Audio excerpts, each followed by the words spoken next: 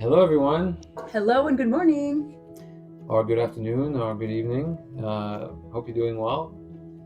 Yes, It's and been rough today. it has been a rough day. It's been rough. I think I want to say this too. I feel like since we've been in Belgium, I'm not blaming it on the country. I just think there's probably a lot of factors, but I feel like it's just been kind of harder to be in sync with a lot of things, and we have to constantly have a lot of like connection points after arguments for sure. I feel like we had a lot of arguments recently. Yeah, and it's not easy. Um, I have a really, really hard time when my plans get changed. Um, and I can understand that it happens sometimes, but here it's been like feels like happening every single time, and Mm. that's been a little hard on me. Because I think that I'm probably in that way a little control freak, Mm. where like the plans were made, especially because we're in Belgium, and so I feel like a lot of the plans are on me Mm. because we're in my home, like my family, my friends, um, and I guess it was reversed for you when you were in Omaha. But your family and your friends are so chill, That's the blessing.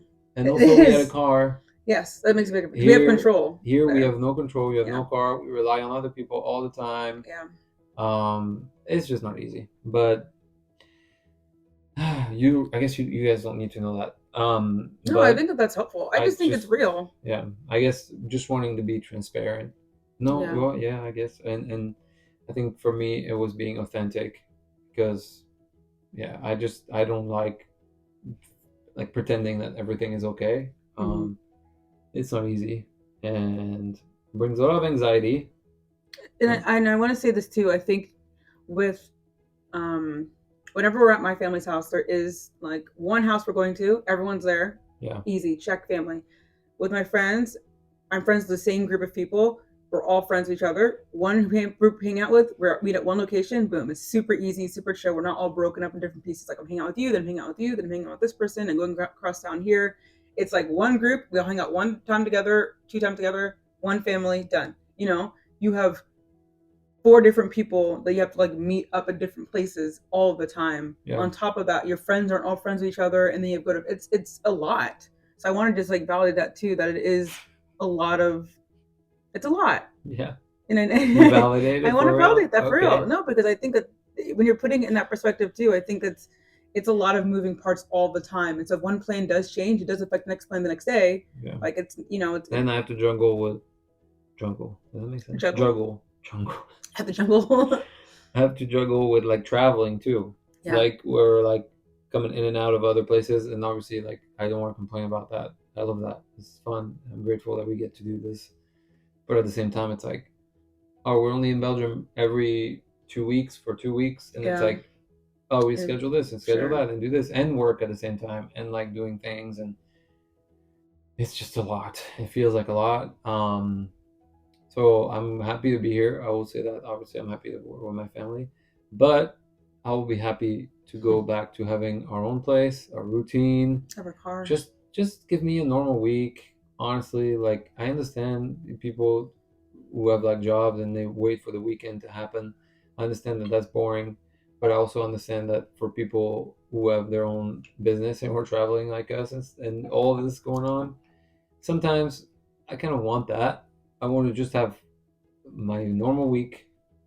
We do what we need to do during the week, and on the weekend we rest a little bit. Mhm. Like then we see friends here and there, but like it's all in our Controlled. place, you know. So Yeah, it's yeah, but I hear that. obviously those problems are not that big, but it's just it's small things on top of each other, and it's like it just adds up, adds up, adds up, and at some point it just feels like it's gonna explode, and I guess that's how it felt today. But this is not what we're talking about. I guess kind of. I think it ties in for sure Yeah, because it talks about. I think what is nice about going back to Austin and being with our like, everything that's normal is the fact that we have a lot of control in that situation. It seems like yeah, is that actually true? No, we've had a lot of things that aren't in our control, but it feels like I know exactly what I'm doing. I know my routine. I know exactly who, like, I get to choose who I want to see. We have a Yeah. car. We feel like we have a lot more control there than we do here.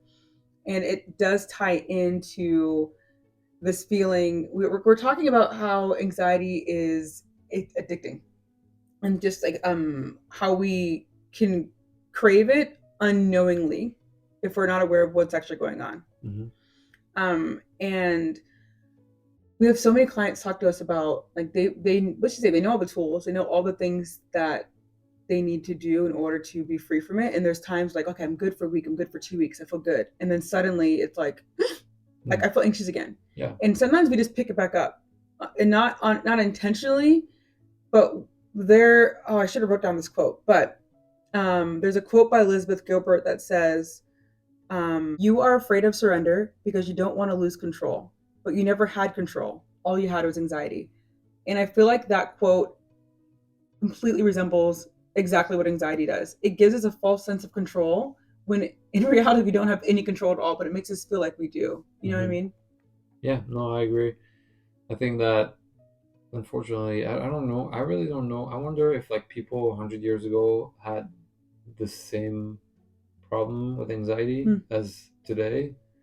Um, I want to think that I don't want to think that like people like long ago were so different. mm-hmm. They were still people who Yeah. still had like normal problems, but they were probably different problems.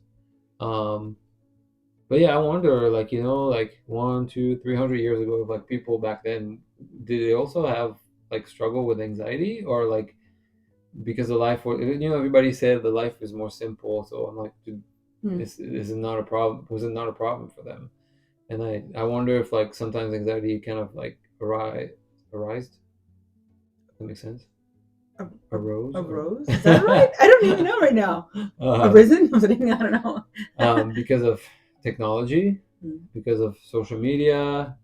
Um, Studies have shown that, though, yeah, especially after 2020, the amount of anxiety that is like peaked yeah, was out of control. yeah. So I wonder, it's like because I feel like even me growing up, I was such like a chill guy and a chill like kid. Like even Mm. my teachers were concerned because I was too chill, apparently. And they kept saying like, "Oh, if you do that in high school, it's not going to work." I was still in high school, it worked. If you do that in the university, it's not going to work. I was still in university, and it worked. So it's like, and then it's when I became an adult, and like, You're an adult in university. yeah, it was different. I didn't have to pay my bills like that. I didn't Mm. have to pay taxes. I didn't have to like have a rent like this. Like my parents were paying my rent. You know what I Okay, mean? so Like, you didn't have very much responsibility no. besides like So I guess getting maybe school done. responsibility too. It's probably a mix of a lot of things. Mm-hmm. But when that happens, it's hard to not feel like you have to be in control.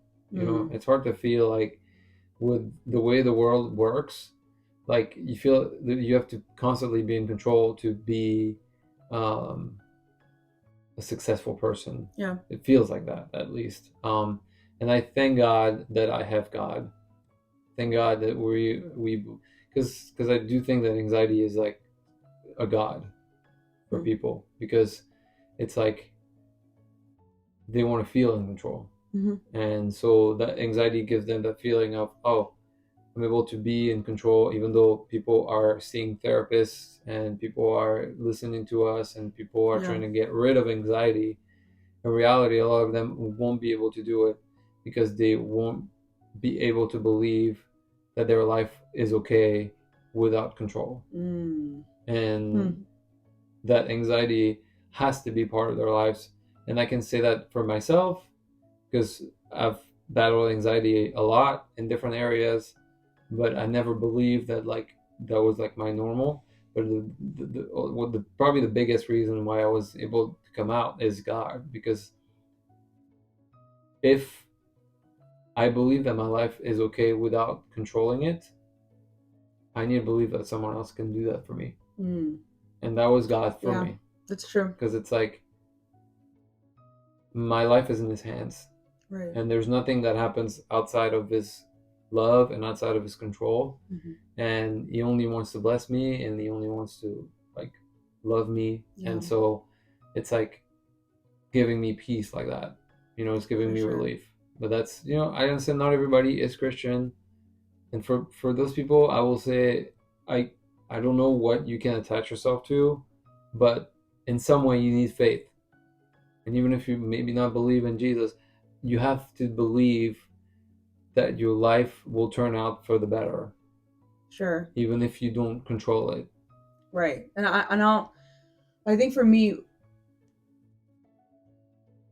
it feels like I'm it can feel like I'm naked if I'm not having control, right? And I think if it's so automatic and you feel like you had to control or do something or worry about something all of your life, to not worry about something is very, very, very weird and very, very foreign. It feels like I'm doing something wrong. Mm-hmm. Because even right now, like I'll make sure to schedule days, like even if it's one day where I'm like, okay, I don't have to do work, I don't have to do anything, I don't have to worry about anything. I'm just gonna like let myself relax, which is I don't think I've ever done it yet. I've done it maybe a couple times, I haven't. I'm not saying that's a good thing at all. It's not a good thing because I need to let myself do it. But I'll find myself being like, I'll sit there and I'll be like, oh, there's nothing that I'm thinking about right now. There's nothing that I'm worrying about right now. And for a moment, I'll be like, wow. And then for the moment after that, I'm like, oh, okay, think about something. And I'm like, Mm-hmm. oh, let's think about that. Oh, how can we make us better? And if you look at my notes in my phone, I think you'll be very alarmed. I probably make 4 or 5 notes a day with different things, different thoughts. Oh, this would be a good idea for this. Oh, how about that? Okay, how about this? How can I make that better? And I'm like, why am I just not letting myself just be and just relax and just trust that things will work out the way they need to work out? And like really, like you said, attaching it, trusting God and just trusting that He will take the things that He needs to take and Mm-hmm. make it work exactly how it needs to work out. Yeah. Um, which it's when I do it, and I've been able. I feel like this year, and it's only been a month, right? But this year already Hey, that's has good. felt. January was one of the best months we've had in our business. In fact, it was the best month we ever had in our business so far. And this was a month where I had to constantly let go and trust God and be like, okay, I'm not like God was really challenging me a lot. Like, hey, you're not gonna do anything, not talking about it. Just trust I'm gonna bring something along. I'm like, okay, and just which was really, really hard for me. And I've been reading the devotional Jesus Calling. It is by I think Sarah Young. Sarah Young. So powerful and so good. And every morning it's a quick, oh my gosh, 5 minute tops devotional where you just read it. It has something where it's always talking about reliance on God. At least right now it's been It's very about that. good. Reliance on God, how we can choose peace. Today's devotional is talking about how we're allowed to have as much peace as we want. Mm. That's to me when I read that, I was like, whoa, are you like I was like, are you joking? You know what I mean? Because that means I'm not choosing peace a lot. You know what I mean? Mm. I'm choosing then not to have any peace because Yeah. I'm picking things up to be worried about it and picking things up to be stressed about it. When in reality, I don't have to be doing that. I'm allowed to be actually very peaceful. Yeah. And that feels threatening to me Yeah. because it feels like then I'm not going to be, if I don't have control, then I'm going to be poor. I'm going to be like unproductive, unsuccessful. Everything that we have right now will be gone. It's like I feel like I have a false sense of security. I think I have control and I don't. You know what I mean? Anything could happen in a heartbeat, right? God is the only person that has control over things. Yeah. And if I choose to let go and choose to rely on Him, my life would be so much better. Mm-hmm. And but it's like literally a daily reminder for me to actually like every morning when I do my devotional, I have to remind myself, I'm like, okay, am I going to choose to be peaceful today or not? Mm-hmm. It's an active choice every single day. Yeah, I agree, and it's not easy, but Mm-hmm. it's necessary. I think if you want to be happy, I don't think you can be truly happy if you don't learn to let go. I don't think you can be truly happy if you don't learn how to choose peace. And we're here, and obviously we're talking to you guys, but we're not saying that we figured it out. Yeah. We have peace constantly. That's not the case. It's like you said, it's a choice every day. And to be honest, even throughout the day, like Mm-hmm. it's not because you choose in the morning that in the afternoon you'll still have it. Like it's a constant. It's hard. It's really really hard. But it's constantly like doing your best to choose peace and to choose God if you're Christian, um, and to believe that. Because I think for me, what I've noticed too is sometimes I'm like, if I really like let go and like I choose peace and I choose to not have control, I'm scared that like then I'm not gonna do anything with my life. Like, what is gonna push me to do things? What is gonna make me get up to be productive? Yeah. What is gonna make me a hard worker if I don't feel like I'm okay without anxiety? Because I sometimes I feel like I don't have a we're getting vulnerable, huh? Sometimes I feel like I don't have a right to be at peace because then I'm like, then I'm worthless because I don't do anything. You know what I mean? And I don't know that it's because I don't know that that's true. Right. I think that maybe when you let yourself be at peace long enough, you switch to a more creative mind rather than like a, like how do you say striveful Striving. a striving mind, a hustling mindset. Yeah. You know, because I think a lot of the hustling mindset comes from anxiety and from fear. I think you're trying so true to running away from an outcome. You're chasing money because you're scared of poverty, and instead of believing that money is your right, or like wealth is your right, and it's something that belongs to you already. But that's finances. Obviously, for relationships, I think that applies as well. Anxiety 100%. In any area of life, I think, is the same nature. It's the same thing. We're always trying to run away from something. But I think in relationships, there's also something that's hard. Is that even though like anxiety is trying to making us run away from a negative outcome. So like, let's say you're in a relationship, your relationship anxiety like I had, where like I feel like I was in the wrong place, I was making the wrong choice, and I needed to leave. Like I'm running away from messing up my life because I chose wrong. And so like I'm running away from choosing you because I'm scared, but at the same time I do want that life. Yeah. Like I want marriage. But at the same time, like anxiety is trying to tell you that yes, you want marriage, but this is wrong with this person. So it's kind of, it's where the trap is like, yeah, anxiety is trying to tell you to do something, but at the same time, it's actually, even though it's trying to protect you because it's making you believe that at some point you will find what you're looking for, but not right now. Yeah, that is a trap. It's such a cycle because then you're never going to be satisfied. Yeah, you won't be satisfied. I think it's the same for any aspect. We could pull apart anxiety for anything, but it's always this kind of thing of you're not going to be satisfied unless you. It's like it's anxiety is always trying to find a way to continue to be relevant, if that makes sense. Yeah, which is so interesting. It's kind of like, oh, if you're still like, but what if there's something better? What if the goal, I think anxiety's aim typically is to try and protect you from something like, okay, what if this is wrong and then you made a wrong choice and blah blah blah or whatever.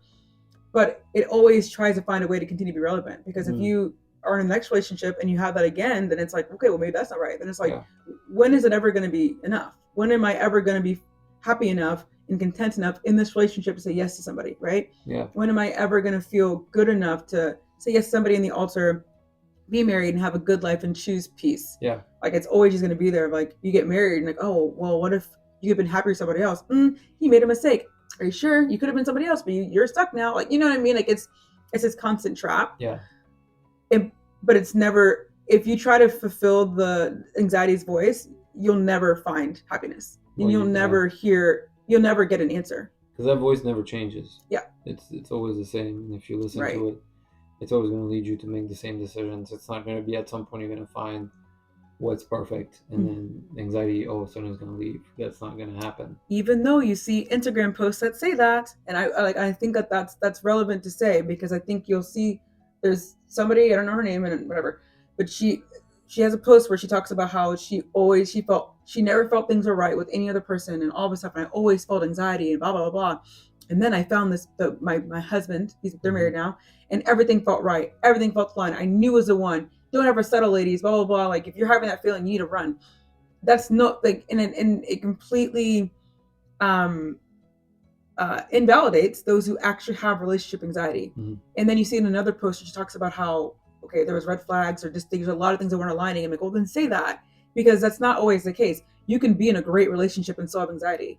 And that comes because of our own stuff that we believe about Yeah. X, Y, and Z. That's a whole, there's another, we have a course on that, right? But just more in a sense of you, you have to be very wary of what you're seeing, right? And be very wary of, is it anxiety or is it like, is it actual discernment? Is it actually whatever? Is this actually leading me somewhere? Or is it just because I saw something that now it's making me question, like maybe I'm feeling these feelings for a reason? Like anxiety will always have a You know, reason to looking for it continue it. too. Exactly. Because for going back to anxiety being an addiction, Yeah. I think a lot of us stroll through Instagram to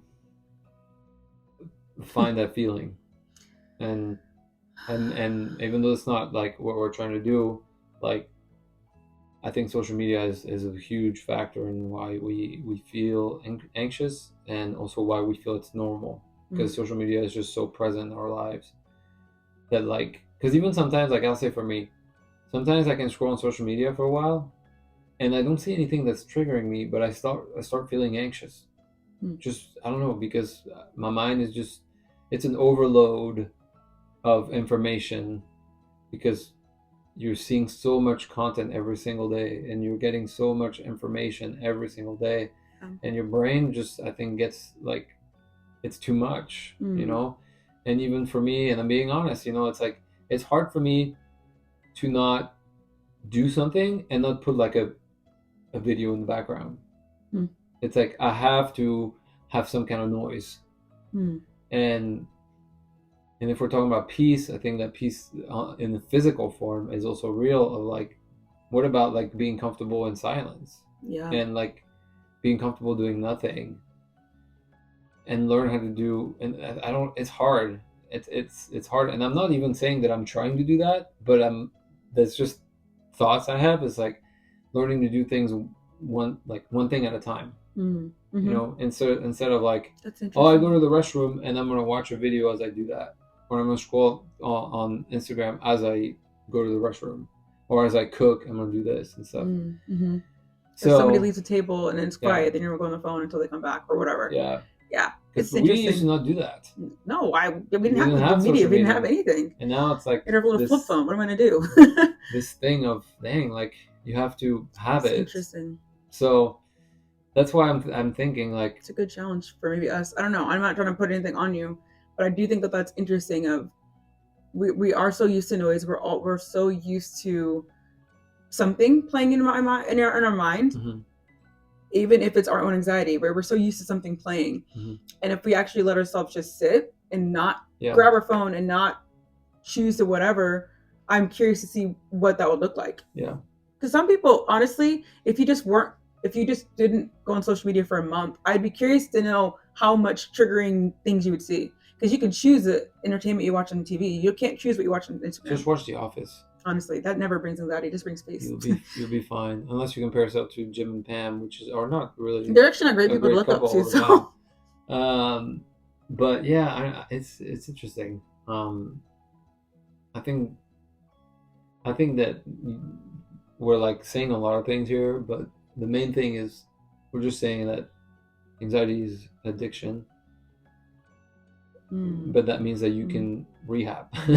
You have to. You're not withdrawals, but you have to get some. You have to go to rehab. You have to recover, and it's probably gonna have to be, you know, unfortunately, like something that happens often, you know. But it's a choice. It's like, unless you are okay with letting anxiety just rob you from your life, and from the present, because that's the biggest problem, even with relationship anxiety. We just can't be present in our relationship.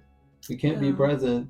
We're always looking for something to fix, whether it's comparing ourselves to other people, whether it's like we're insecure about our feelings, whether we feel like no one's going to choose us, you know, like it's we like nitpick things about our partner, like, you know what I mean, like there's always our mind just wants to run and find things to fix. But I think this is I think this is what we need to do. We learn in life in general. We need to learn how to live from our head. No, we need to stop. Oh wow, we need to learn how to stop living from our head and start living from our heart. Um, from the head to the heart. I think that's really, really, really hard. Yeah. But I really think that in our hearts is where our true self lies. Hmm. And it's a journey, and it's a life journey probably. But I also think that's also why God wants our hearts. He doesn't necessarily want our mind. Actually, if you're a Christian, He renews our minds, because our minds can be a problem. Yeah. But our hearts is where the true like beauty is. You know. Yeah. I'm just, I guess my mind, I'm just processing what we've been talking about, because I'm just thinking about how much I really cared about the things I care about now, Mm-hmm. and before I was on social media. You know what I mean? And not saying some of the things that I desire are great, but I think the timing of the things I think I need at that time, I think that's a problem, because I Mm. think it needs to happen right now, and I feel like I need to be anxious until I get it, Yeah. and then when I get it, I'm probably not going to be satisfied. Always want more. Exactly. And just being like, I'm like, if we're looking back right now, I think a lot of us are living out dreams that we've been wanting since we were a kid. You Mm-hmm. know, I'm married. I'm traveling. I'm in Europe right now. You know Yeah. what I mean? Like, I'm about to go to Portugal. Like, I eat really good food. We're foodies now. Like, I don't know. I have incredible friends. My family's incredible. I'm eventually gonna have a family with you. Like, I don't know. There's so many things that I'm living right now that if I was not looking, and like, it's like I'm my social media You're at this not point, present. I'm not present, right? I'm not present in life I'm living. I'm Mm-hmm. always thinking there needs to be more. And I And there will am, be more. and for sure. But I'm saying, yeah, of course. And I think that there's something of, you're never satisfied of where you're at right now, even if Yeah. you're living dreams that you've been wanting for a super long time. Mm-hmm. And so it just makes me think, I'm like, okay, I do need to make some changes, because I think that that's, as we're talking about, if anxiety is an addiction, Mm-hmm. we have to be able to sometimes cold turkey some things, you know, and sometimes like little by little weaning things off, whatever it works. And we're not going to put anything in your mind. I just want you to listen to this episode and get some clarity for yourself about what makes sense Mm-hmm. of, okay, if it's addicting, how can I help myself not be an addict anymore, right? Mm-hmm. And whether that is removing yourself from environments, whether that is, journaling, whatever, it could be anything and Do everything. just things you enjoy. I think that that's one of the biggest things for me is like when I feel like I'm too much in my head and trying to figure out things all the time. I need to find joy again and do things that bring me that joy. Yeah. Because it's like, oh, this is what matters. Mm. Because it's like if you can't live your life, and at the end of your life you realize that you've just been anxious your whole life I know. and you've enjoyed nothing. Well, that would be so So sad. especially if it's relationship anxiety and like you don't get rid of anxiety and you just, I'm not saying that, but like you end up your life single because you were never able to maintain a relationship. Sure. Or you get married and then you're never Or you were happy. married and yeah, you feel like you're always in the wrong place. Yeah, that's a But scary place to be. unfortunately, if that's the case, that's probably going to lead to other problems. Yeah, they probably won't Yeah, last, right? Because like, how yeah, can it if yeah. you don't feel confident in it, Then you're going to be at the end of your life having 3, 4, 5 marriages, or or never getting not, married or anything, whatever whatever. that looks like. We're not prophesying that for you, No. but because we do want people to believe that life, because that's what we need to believe, especially if you want to get rid of anxiety. It's like being present is good, and life will always turn out good. Mm. Like Yeah. at the end of the day, like you will figure it out. You Mm-hmm. will always figure it out, and you will, when problem comes, you will figure it out. Like you don't need to plan for imaginary problems Yeah. or scenarios. That's what society is trying to tell you, trying to like make you ready for the worst. um, but I just don't think that's. I think for me, but that's also because of things that we read and stuff. It's like, why are we so worried? Why are we planning so much for the worst case scenario when like there's also we should believe for the best case scenario. you know. Best case scenario. That's hard. Yeah. That's hard, and I get it. I get it because we see so many things. That's also another thing with news, the news on TV, the news everywhere. It's another thing that is also a huge cause of anxiety, and that's why we don't watch the news because, like, not that we don't care at all about what's going on, but I also think that the media is forcing things on us. Do anybody our age watch the news? I feel like it's our parent thing. Yeah. Like it's our parent generation to like put on the news and just like watch and stand there. I And, don't like, know with cable. Like we have yeah, who has cable? channels. You know what I mean? Like I don't know. It's interesting. It would, But Instagram, you know, even social yeah. media brings news to us, and You gotta be careful. but whatever. It's you just gotta protect your heart. Like I'm Yeah. not saying that you need to not care about what's going on, but I'm saying like protect your heart. Like it doesn't Yeah. need to affect your heart in a anxious way. That's good. That's really good. Yeah. Yeah. If what we've talked about has been helpful at all, I just want you to keep in mind something is coming that we are working on. Something is coming. Something is coming that we Winter are is working coming. on, and we're really, really excited about it. And we think this is going to be really, really helpful for those who want to be part of it. Just being in a space where you feel really filled and full, and have that accountability in that space. And so I'm going to leave it very vague right now because we are still building that. But all I want to say is we love you guys, and we hope that we can bring any sort of peace and hope to you anytime you listen to us. Like that is always our heart. And if you do feel that way, definitely write a review. Write a review just for yeah, I would love to hear how our podcast at all has been helpful, because you know it's easy to never know what people are thinking. So write a review, put a 5-star review wherever you're listening at or watching at. If you watch, like, and comment. Yeah, do the things. I'm not going to keep saying that. You know what to do if you want to like it, and if you don't, then that's totally fine. But I don't want to keep saying it every time. Yeah. But we love you all, and we hope you have a great rest of your day. Thank you for watching and listening. Bye. Bye.